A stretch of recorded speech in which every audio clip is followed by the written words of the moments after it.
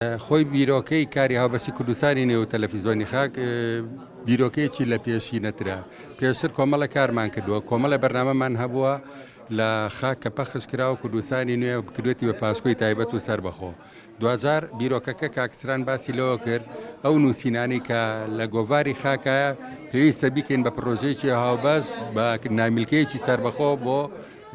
هەواڵی تێکۆشەر مامجەلال ئێمەش بە باسمانزانی بە ئومێدیەوەچین لە ئایندە کۆمەڵی کاریکەی هاوبەشی هەردوو کەناڵەکە بەیەکەوە بچێتە چوارچێوی جەبەجێکردنەوە بابەتەکانی مامجەلال لە گۆڤاری خاکە هەمەڕەنگە ئەوەندەی باسی کەسایەتیەکان و قۆناغی مێژووی کردووە کە لەو سەردەمە خەباتی سیاسی خۆی چۆن بووە خەباتی ژنان چۆن بۆ خەباتی خوێندکاران چۆن بووە لە ڕێی خۆیەوە باسی کۆمەڵە خەڵکی کردووە بەبێ ناوهێنانی خۆی بۆ خۆی ئەمە پرۆژەیەکی درێژخایەن بوو بەداخەوە لە قۆناغی لە قۆناغەکان وەستا ئەگەر بەهاتە بەردەوام بووە هەڵبەتە کۆمەڵە یادەوەری کە ئێستا بە گەروی بیرچوونەوە ڕۆچۆ بەداخەوە کەس نازانێت لای مامجەلالە بوو کۆچی دوایی کرد ئەبوو بە کتێبێکی گەورەتر و باشتر.